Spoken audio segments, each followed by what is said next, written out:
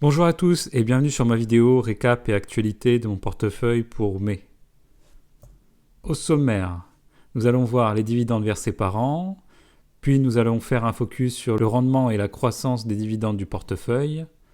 Ensuite, nous allons voir la valorisation totale du portefeuille, mais vous en avez déjà un aperçu avec la miniature de la vidéo.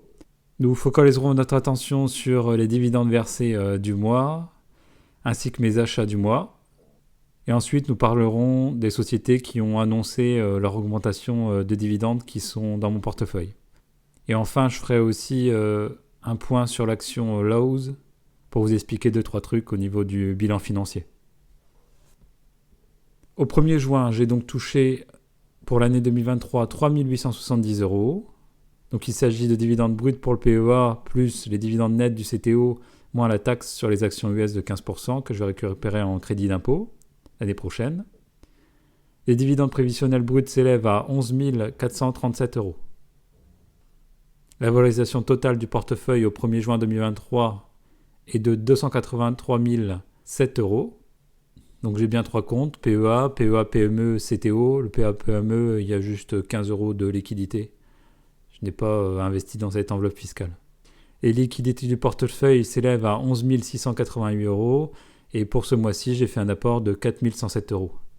Donc les 107 € correspondent au crédit d'impôt que j'ai eu sur les dividendes versés de 2022 et donc je rajoute les 107 € sur mon portefeuille pour réinvestir la totalité des dividendes versés dans mes futures actions à dividendes. Un point sur le rendement du portefeuille. Donc je me suis un peu amusé sur Morning à rentrer tous mes titres sur le site, ce qui nous amène à avoir une valeur totale du portefeuille de 271 295 € avec 11 559 € de dividendes bruts par an et un rendement total du portefeuille de 4,26%. Donc vous voyez que l'objectif de 12 000 € de dividendes par an que j'avais mentionné dans la vidéo que vous pouvez retrouver sur ma chaîne qui s'intitule Dividende objectif 1 000 € par mois avec la bourse. Donc on atteint cet objectif très bientôt car actuellement je suis à 96,3% de cet objectif d'après Morning. Donc ce qu'on voit et ce qui est intéressant avec Morning, c'est de constater qu'on a un taux de croissance par an des dividendes d'environ 10% par an. Bon, je trouve ça un peu élevé, l'estimation de Morning. En allant parcourir les forums, j'ai trouvé que cette estimation prenait en compte le taux de croissance par an des dividendes des actions sur les 5 dernières années. Je table plutôt sur une croissance entre 7 et 9% de manière assez optimiste. Bon, je me suis rendu compte quand même que Morning faisait une estimation de tout ça parce que je n'ai pas les mêmes chiffres sur mes feuilles de calcul. De mon côté, sur mes feuilles de calcul, je retrouve une valeur totale en actions investies de 271 319 € avec 11 437 € de dividendes bruts versés par an et un rendement de 4,21%. Bon, soit il y a une petite différence, mais bon, l'objectif est d'avoir une vision globale du portefeuille assez rapide. Donc le site Morning nous permet d'avoir une vision globale du portefeuille assez rapide si on n'a pas de feuille de calcul dédiée finalement au suivi de notre portefeuille, ce qui est plutôt pas mal. Pour rappel, je ne suis pas un conseiller financier, toutes les informations données dans cette vidéo ne constituent en aucun cas des conseils en investissement, le portefeuille présenté dans cette vidéo n'a pas vocation à être répliqué, tout investissement boursier implique des risques, dont la perte partielle ou totale de l'investissement de départ. Nous allons ensuite faire le point sur les dividendes que les entreprises de mon portefeuille m'ont versés en mai 2023. Nous commençons par American Tower qui m'a versé 27,38 € de dividendes le 3 mai 2023. Verizon a distribué sur mon compte 67,05 € le 3 mai 2023.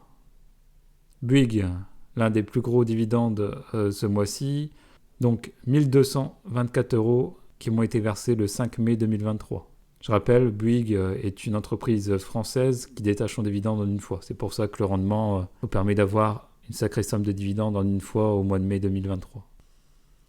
Air Liquide, 306,80 € le 17 mai 2023. Main Street Capital, qui verse son dividende de manière mensuelle, a détaché un dividende ce mois-ci de 33,81 € le 17 mai 2023.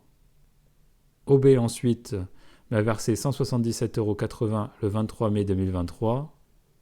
Et enfin, Lowe's qui m'a versé 26,39 € le 26 mai 2023. En fin de vidéo, nous ferons un point sur Lowe's qui augmente son dividende encore cette année. Donc pour mai 2023, 7 actions m'ont versé au total 1863 € de dividendes. Et bien, je rajoutais à cela mon crédit d'impôt de 107 €, ce qui nous donne un total de 1970 € versés pour le mois de mai 2023. Reste à savoir dans quoi on va les réinvestir. Concernant mes achats, j'ai renforcé Ruby avec 160 actions, ce qui m'amène à un total de 1175 actions pour Ruby et un dividende brut qui va s'élever à 2256 € par an. J'ai ensuite renforcé l'action Sanofi avec 41 actions, ce qui m'amène à un total de 284 actions Sanofi et un dividende versé par an de 1011 €. Ces deux achats m'ont permis d'augmenter mes dividendes bruts annuels de 453 € et ces deux actions vont verser leurs dividendes en juin. Donc je vais récolter le fruit des plantes que j'ai semées assez rapidement. J'ai d'ailleurs déjà, au moment où j'enregistre cette vidéo, touché le dividende de Sanofi. Mais comme le versement se fait en juin, vous verrez ce versement dans la prochaine vidéo qui récapitule le mois de juin 2023. Je n'ai pas fait de vente pour ce mois-ci. Très peu de mouvements de vente sur mon portefeuille, je l'ai déjà dit dans les anciennes vidéos. J'effectue généralement quelques ventes une fois par année, ou vraiment quand il y a des actions qui montent énormément ou qui changent leurs fondamentaux. Concernant les augmentations dividendes, on voit que Main Street a augmenté son dividende de 2,2%, ce qui est quand même pas mal pour une action qui est à fort rendement. On passe donc d'un dividende de 0,225 $ à un dividende à 0,23 $. D'autant plus que le site SimpliSafe nous annonce un dividende spécial de 0,225 $ par action qui sera payé en plus le 28 juin. Pour l'action American Tower, on voit que son dividende augmente de 0,64%, ce qui n'est pas très important. Mais en fait, on voit que cette action augmente très régulièrement son dividende. Et si on fait le calcul sur un an, on passe de 1,43 $ dividende à 1,57 $, ce qui nous fait une augmentation de 9,8% sur un an, donc quasiment 10%. L'action Lowe's, quant à elle, augmente son dividende de 4,8%. Cette action augmente de manière consécutive depuis 63 ans son dividende. Je suis un peu déçu par Lowe's de cette augmentation de dividende. Je pensais plutôt à une augmentation de dividende de 8 à 10%. Donc le site SimpliSafe nous dit qu'il y a une solide couverture des dividendes et un bilan sain qui offre une base solide à l'entreprise de rénovation pour prolonger sa longue histoire de croissance des dividendes malgré l'assouplissement des perspectives à court terme des dépenses de consommation. Effectivement, Lowe's a bénéficié d'une reprise après la crise de 2020 assez importante qui lui a permis d'augmenter son revenu brut de manière assez considérable. Et étant donné qu'on annonce une récession, elle peut effectivement souffrir dans les quelques mois à venir. Donc on va faire un petit focus sur l'action Lowe's avant de terminer la vidéo. Donc on voit que sur les 20 dernières années, Lowe's est une entreprise qui augmente de manière très importante année par année son dividende, donc 25% environ par an. Sur les 5 dernières années, nous étions plutôt à 20% par an. Et là, cette dernière année, à 4,8% par an, ce qui est assez peu pour cette action qui nous habitue à une augmentation rapide de son dividende. Elle a un ratio de distribution de dividende de 28% et un ratio dividende prévisionnel d'environ 33%. Ce qui est peu, ce qui permet aussi à l'entreprise de poursuivre son augmentation de dividende dans les prochaines années. Voici un graphique représentant les revenus bruts de Lowe's de 2015. Voilà, on voit 2016, à partir de 2016 dans le tableau, mais de 2015 à 2026 avec les estimations des analystes. Vous voyez que le revenu brut en 2022 s'élève à 97,06 milliards et les analystes tablent sur un ralentissement du revenu brut en 2023, 2024, 2025, puis après un dépassement de ce revenu brut à partir de l'année 2026. La partie du tableau surprise, ça nous permet de voir si les analystes finalement sont plutôt en phase avec les résultats de l'entreprise. Donc ils comparent les résultats reportés aux estimations des analystes et on voit que les analystes ont plutôt raison autour des prévisions faites concernant la compagnie Lowe's. Donc il s'agit d'une première explication finalement du ralentissement de la croissance du dividende de Lowe's. On peut pencher ensuite sur le bénéfice par action. Donc nous voyons que le bénéfice par action de Lowe's en 2022 s'élève à 13,73 $ par action.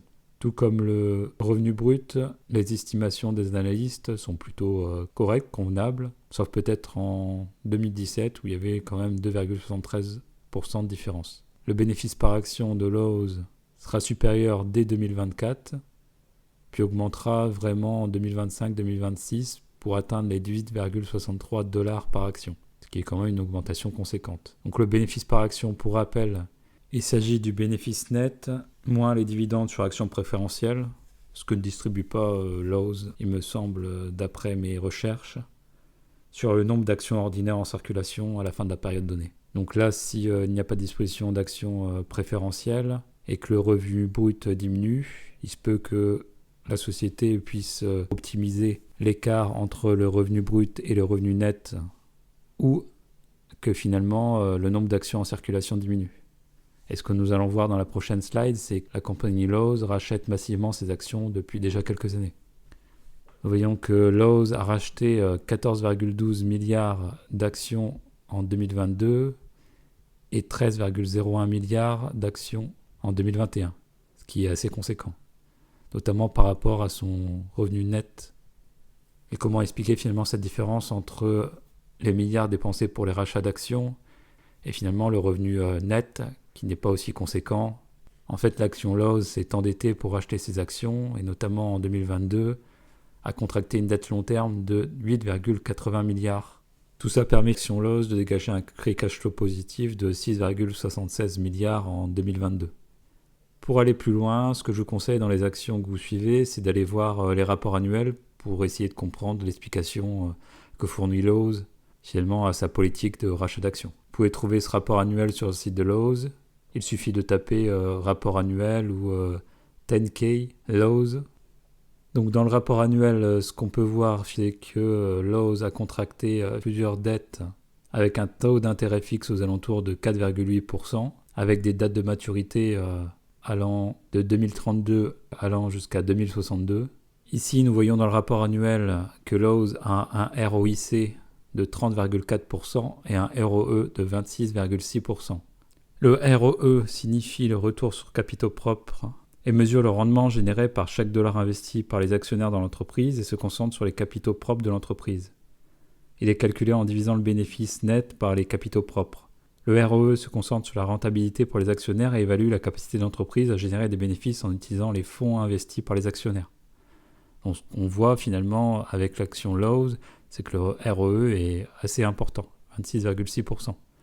Donc pour 100 dollars investis dans l'entreprise génère 26,6 $.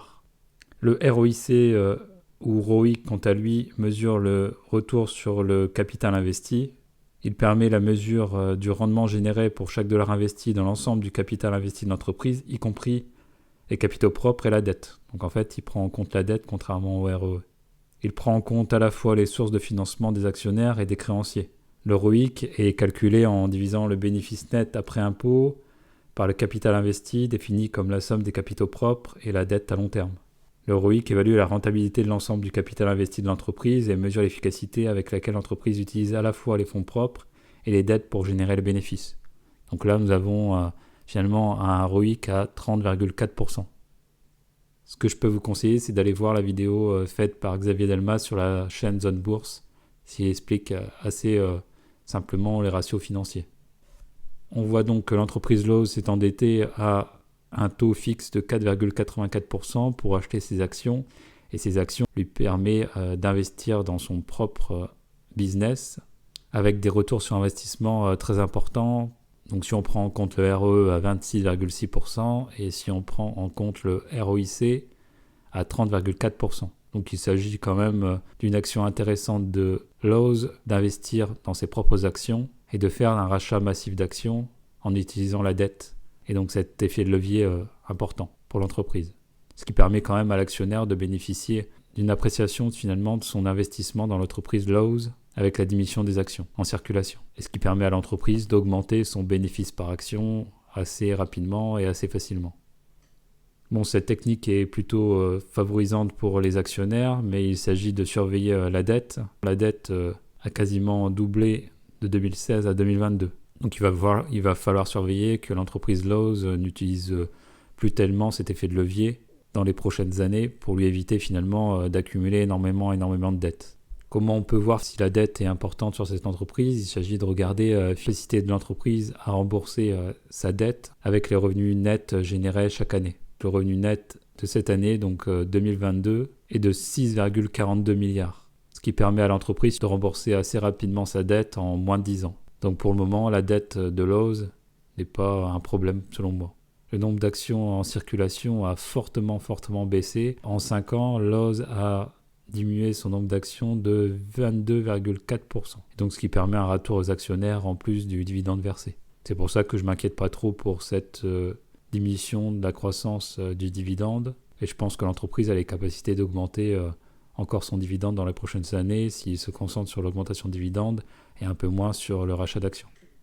On arrive à la fin de la vidéo. Pour mai 2023, les dividendes versés représentent 1 970 €. Suite aux achats d'actions, j'ai ajouté 453 € de dividendes par an et les augmentations de mes dividendes m'ont permis d'augmenter mes dividendes par an de plus 30 €. Merci à tous ceux qui sont restés jusqu'à la fin. N'hésitez pas à soutenir la chaîne pour de prochaines vidéos. Allez, bye bye!